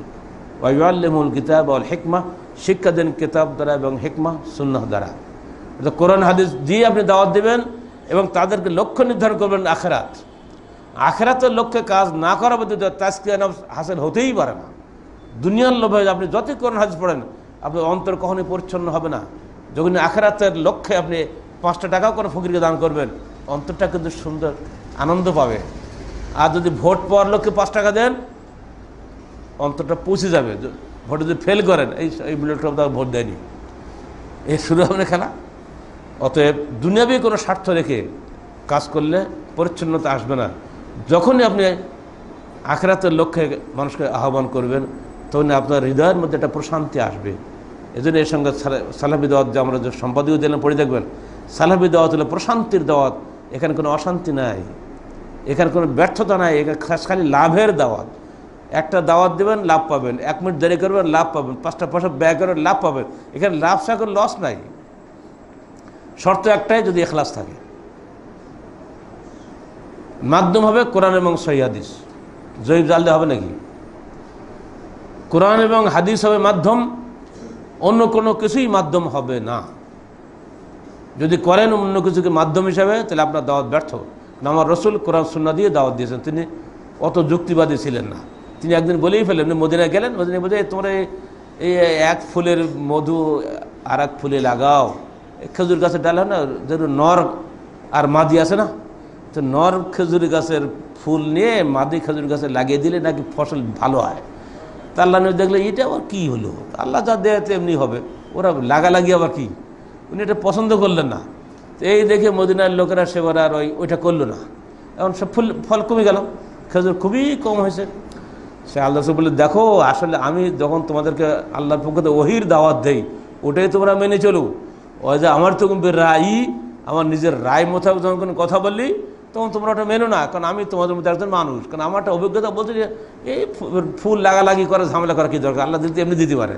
এই জন্যই বলেছিলাম, আসলে এটাই যে তরিকা আমার তো জানা ছিল না। আমাকে যদি বলে আমি চলেন এই প্রাইভেট কারটা আমরা দিলাম, আপনি চালান, আমি পারবো? স্টার্ট দেওয়ার আগে তো গাড়ি উল্টালে আমার মেরে ফেললেন। ও বিষয়ে এক্সপার্ট আলাদা। এই মাইক যে আমাকে চালাতে পারে, আর পারবো নাকি? ও মাইক চালাবে আর একজন। যে কাজ আল্লাহ সেই কাজ পারে। অর্থাৎ আল্লাহ রসুল আমরা যখন দাওয়াত দিব, তখন তো মনে রাখতে হবে যে এখানে শুধুমাত্র কোরআন হাদিস দিয়ে দাওয়াত দিতে হবে। নিজের বুদ্ধি খাটিয়ে যদি কিছু করতে যান, তাহলে আপনি অ্যাক্সিডেন্ট করবেন। 2 নম্বর এবার পয়েন্ট হচ্ছে আপনাদের সামনে, দাওয়াত যখন দিচ্ছেন কোরআন হাদিসের মাধ্যমে, দাওয়াত অবশ্যই হতে হবে শিরক বিদআত মুক্ত। আপনি যদি শিরক বিদআতের পক্ষে কোরআন হাদিসকে ব্যবহার করেন, তাহলে আপনি গোল্লা গেলেন। এদেশে যত শিরক বিদআত সৃষ্টিকারী হলো আলেমরা, এবং সবই সৃষ্টি হয়েছে কোরআন হাদিসের অপব্যাখ্যা করে।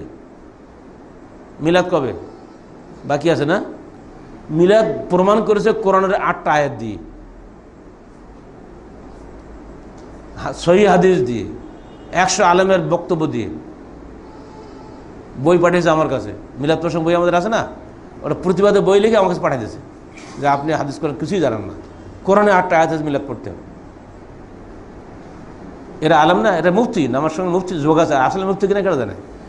এই ধরনের লোকরাই হলো সমাজের সবচেয়ে ক্ষতিকর মানুষ। এই জন্য আমরা বলে দিচ্ছি আপনাদেরকে, দাওয়াত দিবেন, দাওয়াত হতে অবশ্যই শিরক বিদআত মুক্ত, শিরক বিদআত যুক্ত কোনো দাওয়াত কোশ্চিনকালে ইসলামী দাওয়াত নয়। আনিল ইরবাজ বিন সারিয়া ক্বালা সাল্লাল্লাহু বিনা রাসূলুল্লাহ সাল্লাল্লাহু আলাইহি ওয়াসাল্লাম যাতা ইয়াউমিন আই ফি সুবহ সুম্মা আকবালা আলাইনা বিওয়াজহিহি ফাবআদানা মাও'আদাতান বালিগাতান জারাফাত মিনহাল উয়ুন ওয়াজলাত মিনহাল কুলুব। ফাকাল রাজুলুন ইয়া রাসূলুল্লাহ কান্না হাযা মাউইযাতু মুওয়াদ্দি'in ফাআউসিনা। ইরবাদ বিন সারিয়া বলছেন, আমাদেরকে নিয়ে আল্লাহ রসুল একদিন ফজরের সালাত আদায় করলেন এবং আমাদের দিকে ফিরে বসে তিনি ওয়াজ করলেন। ওয়াজ এত চমৎকার ওয়াজ করলেন, আমাদের চোখ সব অশ্রু সজল হয়ে গেল, আমাদের হৃদয়গুলো সব ভয়ে প্রকম্পিত হয়ে গেল। তিনি একজন লোক বলল, হে আল্লাহ রসুল, মনে হয় এটি যেন কোনো বিদায়ী ব্যক্তির নসিহত। যখন মানুষ দুনিয়াতে বিদায় হয়ে যায়, মৃত্যুর সময় উচ্ছেদ করে না, তা আপনার ওয়াজ শুনে মনে হচ্ছে আপনি দুনিয়াতে বিদায় হয়ে যাচ্ছেন, আপনি আমাদের আউসে না, আমাদেরকে আরও ওসিয়াত করুন, আরও নসিহত করুন। তখন আল্লাহ রসুল বললেন, উসিকুম বিতাকওয়াল্লাহ ওয়াসসামি ওয়াত-তাআহ, আমি তোমাদেরকে ওসিয়াত করছি আল্লাহ ভীতির, তোমরা সর্বদা আল্লাহকে ভয় করো। ওয়াসসামি ওয়াত-তাআহ ওয়া ইন কানা আবদান হাবাশিয়ান, তোমরা তোমাদের আমিরের আনুগত্য করো যদিও তিনি হাবশি গোলাম হন। দুটা গেল। আর 3 নম্বর, ফাইন্নাহু মান ইয়াইশ মিনকুম বাদি ফাসায়ারা ইখতিলাফান কাসীরা, কারণ আমি দেখতে পাচ্ছি মূলত ওসিয়াত মূলত দুটাই, 3 নম্বরটা আরও পরে। এটা কেন বলছি? আমির একজন হয়, আলেম শত শত হয়। আমি বুঝতে পারছি আমার মৃত্যুর পরে যারা তোমরা বেঁচে থাকবে, ফাসায়ারা ইখতিলাফান কাসীরা, বহু মতভেদ তোমরা দেখতে পাবে। মতভেদ দূর করে একটাই পথ হলো আমিরের আনুগত্য করা, কারণ আমির ফাইনাল অথরিটি। তিনি হাদিস কোরআন নিয়ে একটা নির্দেশ দিবেন, মেনে নেবে। যেমন আদালত একটা রায় দিল, আমরা মেনে নিচ্ছি না, হাইকোর্ট রায় দিল, ফাঁসি হয়ে যাচ্ছে না আমাদের। যত উভয় পক্ষের উকিল, কিন্তু বাদী পক্ষের উকিল তো কোনো কালেও খুশি হয় না। হয় কি, যে বাদী পক্ষের উকিলের চেষ্টা সত্ত্বেও ফাঁসি হয়ে যায়, সে কি বলে এই রায় আমরা খুব সন্তুষ্ট হলাম ফাঁসি হতে? বলে? কেউ বলে না। এরপরেও কিন্তু মানতে বাধ্য। ঠিক অমনি করে সমাজে গোলমাল লাগবে, কিন্তু তাদের একজন আমির আছে, একজন নেতা আছে, ইসলামী আমির আছে, তার সিদ্ধান্ত তোমরা অবশ্যই মেনে নিও। কারণ আমরা যদি সে হাবশি গোলামও হয়, কারণ আমার মৃত্যুর পরে তোমরা যারা বেঁচে থাকবে, আমরা দেখতে পাচ্ছি ফাসায়ারা ইখতিলাফান কাসীরা, সে দেখবে বহু মতভেদ। তখন বাঁচার পথ কী? তখন তো মানতেই হবে একজনকে। ফালাইকুম বিসুন্নতি ওয়া সুন্নাতি খুলাফায়ে রাশিদিন আল মাহদিয়িন, তখন তোমাদের উপরে ওয়াজিব হলো আমার সুন্নত মেনে চলা এবং খুলাফায়ে রাশিদিনের সুন্নত মেনে চলা, আল মাহদিয়িন, যারা হেদায়েত প্রাপ্ত। ওয়া ইয়াকুম আল মুহদাসাতুল উমুর, এটা হলো 3 নম্বর, তোমরা যাবতীয় বেদাত থেকে দূরে থাকো। কারণ সমস্ত বেদাতই হলো পথভ্রষ্টতা, আর ভ্রষ্টতার পরিণাম হলো জাহান্নাম। সুন্নত আঁকড়ে ধরো কীভাবে?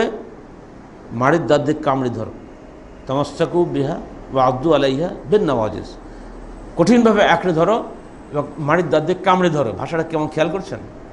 আঁকড়ে ধরলে ছাড়াই যায়, কামড়ে ধরলে অত সহজে ছাড়ায় না। কোনো অবস্থায় সুন্নতকে হাতছাড়া করা যাবে না।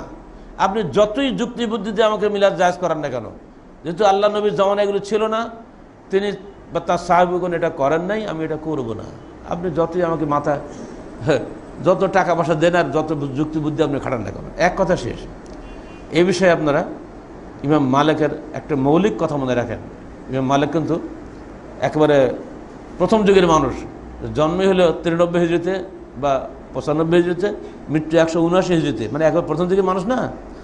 তিনি সুন্দর একটা কথা বলে গেছেন, দেখো, লা ইউসলাহু আখিরা হাযিহিল উম্মাহ ইল্লা মা আসলাহা আউওয়ালাহা, আমার উম্মতের শেষ জমানার লোকদেরকে সংশোধন করবে না ওই বস্তু ব্যতীত যা সংশোধন করেছিল প্রথম যুগের উম্মতের, অর্থাৎ কোরআন হাদিস। প্রথম যুগের মানুষ কোরআন হাদিসের মাধ্যমেই জাহিলিয়াত থেকে মুক্তি পেয়েছিল। আখিরি জামানার মানুষকেও ওই কোরআন হাদিসের মাধ্যমেই জাহিলিয়াত থেকে মুক্তি পেতে হবে। এর বাইরে যদি তোমরা যাও, তোমরা ধ্বংস হয়ে যাবে। তিনি আরও বলছেন, ইন্না কুল্লা মা লাম ইয়াকুন আলা আহাদে রাসূলিল্লাহ সাল্লাল্লাহু আলাইহি ওয়াসাল্লাম ওয়া সাহাবিহি দীনান লাম ইয়াকুনিল ইয়াওমা দীনান। মনে রেখো, আল্লাহ রসুল এবং তার সাহাবীগণের যুগে যেটা দিন হিসাবে গৃহীত ছিল না, এ যুগে সেটা কখনোই দিন হিসাবে গৃহীত হবে না। এটা সহজ হয়ে গেল না? এখন আপনি কুলখানি, চেহলাম, মিলাদ কত যে হচ্ছে আল্লাহ পাক ভালো জানে। তো অত নাম বড় তো সমস্যা, শুধু এই সুফিবাদীরে মারেফাতের নামে বাংলাদেশের 200 দল আছে। জিকির জোরে করা হবে না, মনে মনে করা হবে, এই নিয়ে বিশাল বিশাল 2 পীর আছে বাংলাদেশে। জিকিরে জলে জিকিরে হবে আছে না? সবাই তো কোরআন হাদিস দিয়ে কথা বলে। জি না, আপনি একটা মৌলিক কথা মনে রাখবেন, এই কাজটা কি আল্লাহ নবীর জামানায় ছিল?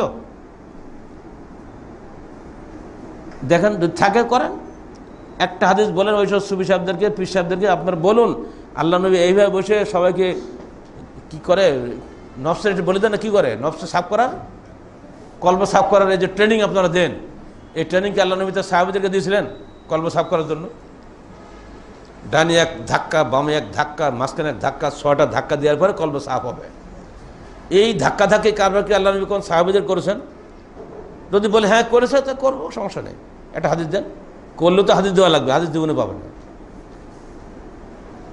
এই যে বিষয়গুলো অত্যন্ত মৌলিক বিষয়, যে বিষয়টি আল্লাহ নবীর জামানায় ছিল না সেটা এই যুগে দিন হিসাবে কবুল হবে না। সোজা কথা। আপনি বলে তাহলে মাইক্রো ছিল না, মাইক্রো কি দিন হবে? মাইক্রো দিনের অন্তর্ভুক্ত নয়, মাইক দিনের অন্তর্ভুক্ত নয়। এগুলো দুনিয়াবী ব্যবস্থাপনা। খাওয়ার জন্য প্লেট লাগে, সে যুগে প্লেট ছিল না, মেলামাইন ছিল না সে যুগে, তাহলে এগুলো সব বেদাত হয়ে যাবে। এই অপব্যাখ্যা করে করে দেশটা শেষ করে দিল। আপনি দেখবেন আল্লাহ রসুল আরোহণ করেছেন কিনা, তিনি উট চড়ান নাই, তিনি ঘোড়া চড়ান নাই। ঘোড়া চড়া যখন তিনি চড়েছেন সে যুগের যার বাহন ছিল, আমি এই যুগের বাহন প্লেন চড়বো, এই যুগের বাহন মাইক্রো চড়বো, সমস্যা কোথায়? আল্লাহ রসুল বেলাল তুমি আজান দাও, কারণ তোমার কণ্ঠ জোরালো। যে প্রথম স্বপ্ন তুলে আব্দুল্লাহ জায়েদ, তাকে না দিয়ে মানে বেলালকে ডেকে তুমি আজান, তোমার কণ্ঠ জোরালো। এটা দিয়ে প্রমাণ পাচ্ছি মাইক ব্যবহার করা যাবে, কারণ মাইক দিয়ে কণ্ঠ জোরালো হয়, তাই না? অথচ আপনি যান টঙ্গিতে, আজান হতেই আছে, 10 হাত দূরে দূরে আজানই হচ্ছে। দলিল আল্লাহ নবীর জমানায় মাইকে আজান হয়নি, তো আমরা মাইকে আজান দেই না। তো মাইকে বয়ান দিলি কেন? আল্লাহ নবী কি বিদা হাজার মাঠে মাইকে বয়ান দিছে? মাইকে বয়ান দেওয়া যাবে, মাইকে আজান দেওয়া যাবে না। যারা করছে তারা বড় আলেম, যারা এগুলো মেনে চলছে তারা লাখ লাখ মানুষ।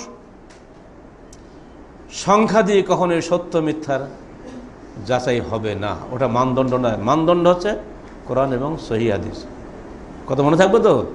আপনারা যারা আহলে হাদিস আন্দোলন বাংলাদেশের দায়ী হবেন তাদেরকে অবশ্যই এই বিষয়গুলো মেনে চলতে হবে। কোনো অবস্থাতেই কোরআন এবং হাদিস বাদ দিয়ে কোনো দিকে মাথা ঢুকানো যাবে না, ঢুকলে আমি ধ্বংসে যাবে।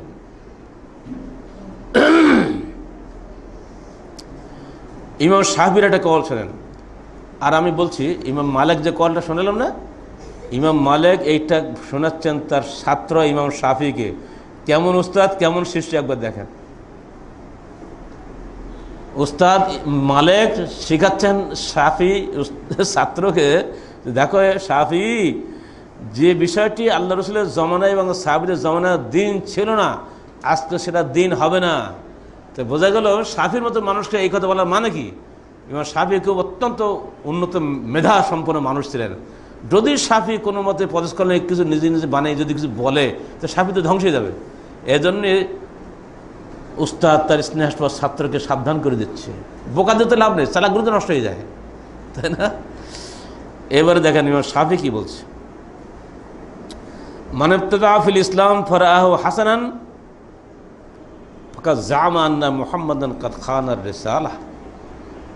যদি কেউ নতুন একটা বেদাত সৃষ্টি করে ইসলামের মধ্যে, আর ওইটাকে উত্তম মনে করে, তাহলে সে ধারণা করল যে মুহাম্মদ রিসালাতের দায়িত্ব পালনকালে খেয়ানত করেছেন। এটা বলা যাবে? বিদায় হজের দিন কি আল্লাহ বলেন আলিয়াম আকমালতু লাকুম দীনাকুম বলেননি? আয়াত নাজিল হয়নি? ইসলাম পরিপূর্ণতা হয়ে যায়নি? এরপরে আল্লাহ রসুল সবাইকে হাতে বলছে আমি কি তোমাদেরকে দাওয়াত পৌঁছে দেয় নাই? সবাই বলেছে হ্যাঁ পৌঁছে দিয়েছেন। আল্লাহকে সাক্ষী রেখে তিনবার আল্লাহ পাক আল্লাহ রসুল বলছে আল্লাহুম্মা শাহাদ, আল্লাহুম্মা শাহাদ, আল্লাহুম্মা শাহাদ। আল্লাহ তুমি সাক্ষী থাকো, আল্লাহ তুমি সাক্ষী থাকো, আল্লাহ তুমি সাক্ষী থাকো। এরপরও আমি নতুন করে একটা ধর্মীয় প্রথা বের করবার ভাববো এটাই দিন, তা তো হবে না। তাহলে আমাকে বলতে হবে এইটা আল্লাহ রসুল খেয়ানত করে গেছে, এটা বলে দেয়নি, তাই আমরা এখন ইজমা কিয়াস বলি বানাচ্ছি। এটা হবে না তো। আপনার বানানোর ক্ষমতা কে দিল? এই বিষয়গুলি মাথায় রাখবেন। এবার একটা ছোট্ট কথা বললে, পরবর্তী যুগের কথা। উমর বিন আব্দুল আজিজের নাম শুনছেন না? দাওয়াতের ব্যাপারে তার যে কী ধরনের চিন্তা চেতনা ছিল। উনি তো শাসক, আমাদের যুগেও বহু শাসক আমরা দেখতে পাচ্ছি। আমরা মুসলমান, তিনি মুসলমান ছিলেন, তিনি 4 খলিফার বাইরে ছিলেন। তিনি বলছেন যখন মিশর জয় হলো, মিশরে ফেরাউনের বংশের নাম কি? কিপ্তি না? এই কিপ্তিরা সব দলে দলে মুসলমান হওয়া শুরু হলো। তো যারা অমুসলিম তাদেরকে জিজিয়া দিতে হয়, আর যারা মুসলমান তারা জাকাত দেয়। খলিফা ওমর ইবনে আব্দুল আজিজ মিশরের গভর্নরকে লিখিত নির্দেশ পাঠালেন, যারা দলে দলে মুসলমান হচ্ছে কিপ্তিরা, এদের সবারই জিজিয়া মাপ, এদের সবারই ট্যাক্স কমিয়ে দেওয়া। তখন গভর্নর লিখে পাঠাচ্ছে, হে খলিফা, যদি ট্যাক্স কমিয়ে দেবো তো আমার রাষ্ট্র চালাবো কি দিয়ে? তখন চিন্তা করেন, উনি জবাব লিখছেন, ইন্নাল্লাহা বাআসা মুহাম্মাদান দাঈয়ান ওয়া লাম ইয়াবআসহু জাবিয়ান। আল্লাহ পাক মুহাম্মদকে দুনিয়াতে দায়ী হিসেবে পাঠিয়েছিলেন, কর আদায়কারী হিসেবে পাঠান নাই। সুবহানাল্লাহ বিহামদিহি। কি দারুণ কথা না? তা আমরা দায়ী হওয়াটাকে পছন্দ করব, টাকা আদায় করাকে পছন্দ করব না। আপনারা প্রতিজ্ঞা করুন, প্রত্যেকেই দাওয়াত দানকারী হন। নিজে বাড়ি গিয়ে আজকে নিজের স্ত্রীকে দাওয়াত দেন, আগে নিজের বাচ্চাদের দাওয়াত দেন, এটা তো আপনার ফরজ দায়িত্ব, তাই না? প্রতিবেশীকে দাওয়াত দেন, কর্মস্থলের ভাইদেরকে দাওয়াত দেন। দেখবেন আস্তে আস্তে সমাজ হেদায়েত হয়ে যাবে। পরিশেষে আল্লাহর পথে দাওয়াতের বিষয়টি আপনারা ধরে নেন, যে আমি এখানে 7টা পয়েন্ট আপনাদেরকে দিয়েছি। প্রতিটি পয়েন্ট কিন্তু গুরুত্বপূর্ণ। প্রথমে আপনাদেরকে বলেছি দাওয়াত হতে হবে সিরেফ আল্লাহর ওয়াস্তে। তার নেকি কী পাবেন? আপনি হন সফল কাম। আর এই দাওয়াত শুধু আমরাই নয়, এই দাওয়াত আল্লাহ রসুলকে আল্লাহ দিয়েছেন, তাকে এজন্যই পাঠানো হয়েছে। আর দায়ীরাই সফল কাম, যারা দাওয়াত দেয় না তারা সফল কাম নয়। অনেক কর্মীদের মধ্যে দুর্বলতা দেখতে পাচ্ছি, আমি নিজে বলেও দেখেছি, গা লাগে না। সংসার নিয়ে খুব ব্যস্ত, ব্যবসা নিয়ে মানে এতই ব্যস্ততা, দাওয়াত দিতে গেলে খুব ব্যস্ত। আরে বাবা, দুনিয়াতে ব্যস্ত না কে বলো? যাদেরকে বলেন ব্যস্ত নেই বাড়ির মহিলারা, তারা আপনার চেয়ে বেশি ব্যস্ত। ওরা 24 ঘন্টার সন্তানের জন্য সময় দেয়, আপনি তো দিব্য যে ঘুম পড়বেন। ব্যস্ত, প্রত্যেকটা মানুষই ব্যস্ত। কিন্তু এই ব্যস্ততা যদি আল্লাহর পথে হয় তাহলে জান্নাত, আর এই ব্যস্ততা যদি শুধু দুনিয়ার পথে হয় তাহলে জাহান্নাম। অতএব বিষয়টা খেয়াল রাখবেন, দায়ীরাই সফল কাম। অবশ্যই একদল থাকতে হবে, তারা এই দাওয়াতই দিয়ে যাবে। আর দাওয়াত হবে কীভাবে? 4 নম্বর শর্ত, আপনাকে সংঘবদ্ধভাবে দাওয়াত দিতে হবে, একাকী সম্ভব নয়। অতএব সংগঠন অবশ্যই জরুরি। সংগঠন বিচ্ছিন্ন থেকে আপনি দাওয়াত দিতে পারবেন না, কারণ একজনে ভুলে একজন ধরে দেয়। এমনকি ভালো ভালো যোগ্য আলেম যে 5 জন থাকে, একজন মানুষ একজন বলতে পারে, ভুলে দেয়। মানুষ তো ভুলের দেশ, সবাই আলেমদেরও ভুলে, জাহেলদেরও ভুলে, কিন্তু 5 জন একসঙ্গে মিলেমিশে থাকলে বরকত হয় সব কাজে। আর একসঙ্গে দিলে একটা শক্তি হয়, একা দিলে যে কোনো সময় আপনাকে ঢুকাবে। কিন্তু যদি দেখা যায় এই লোকটার পেছনে বিশাল একটা দল আছে, সবাই একটা হিসাব করবে। এটা যুগে যুগের নিয়ম। বাতিলপন্থীরা ঐক্যবদ্ধ হয়ে বাতিল প্রতিষ্ঠা করছে দেশে, হকপন্থীরা ঐক্যবদ্ধ রেখে হক প্রতিষ্ঠা হবে না? কি আপনাদের রায় কি বলেন? অবশ্যই আপনাদেরকে হকপন্থী ঐক্যবদ্ধ হতে, বিভক্ত হবেন না। বিভক্ত হলেই কিন্তু আপনি শেষ হয়ে যাবেন। আর 5 নম্বর দাওয়াত হবে সিরেফ ইখলাসের সাথে, দুনিয়া পাওয়ার উদ্দেশ্যে দাওয়াত হবে না। ইন আজরিয়া ইল্লা আলাল্লাহ, আমার পুরস্কার আছে আল্লাহর কাছে। আর 6 নম্বর দাওয়াতের মাধ্যম হবে কোরআন এবং সহিহ হাদিস, অন্য কিছু নয়। আর 7 নম্বর দাওয়াত হবে শিরক ও বিদআত মুক্ত। জগাখচড়ি দাওয়াত দিয়ে আল্লাহর কাছে মুক্তি পাবেন না। আর সবসময় মনে রাখবেন, দাওয়াতের বিনিময়ে আল্লাহর কাছে। এই আমি বারবার এটা খালি বলছি এই কারণে, যখনই মনের মধ্যে পাপ ঢুকবে, লোভ ঢুকবে, তখনই আপনি শেষ। আপনি এত কাজ করছেন, সব কাজ ব্যর্থ। সামনে মিলাদ আসতেছে, আপনারা সবাই সাদকা জারিয়া করবেন। মিলাদ প্রসঙ্গ বই, বাপ মা, দাদা দাদি, নানা নানি, নিজেরা স্বামী স্ত্রী, 4টে গ্রুপ হলো না? আর একটা আছে শ্বশুর শাশুড়ি, যদি তারা দিনদার হয়। এই 5টা গ্রুপকে প্রত্যেকের জন্য 10টা করে যদি আপনি মিলাদ প্রসঙ্গ দান করেন, তাহলে 100 হয়ে যায়, তাই না? চেষ্টা করেন, বই নেন, বিতরণ করেন, যেখানে আপনি খুশি সেখানে নিয়ে যান, দেখবেন বহু লোক দাওয়াত পাবে। আশুরা মুহররম গেল, আমরাও সেখানে বহু বই আমরা বিতরণ করে দিয়েছি। যে যেভাবে পারেন দাওয়াতের কাজ করে যান। আল্লাহ পাক আমাদের সবাইকে দ্বীনে হকের উপরে দৃঢ় থাকার তৌফিক দান করুন। সত্যিকার অর্থে আল্লাহর পথে দায়ী হওয়ার জন্য আল্লাহ পাক আমাদেরকে কবুল করে নেন। আমিন। আকুলু কওলি হাযা আস্তাগফিরুল্লাহ লি ওয়া লাকুম ওয়া লিসাইরিল মুসলিমিন। আসসালামু আলাইকুম ওয়া রাহমাতুল্লাহি ওয়া বারাকাতুহু।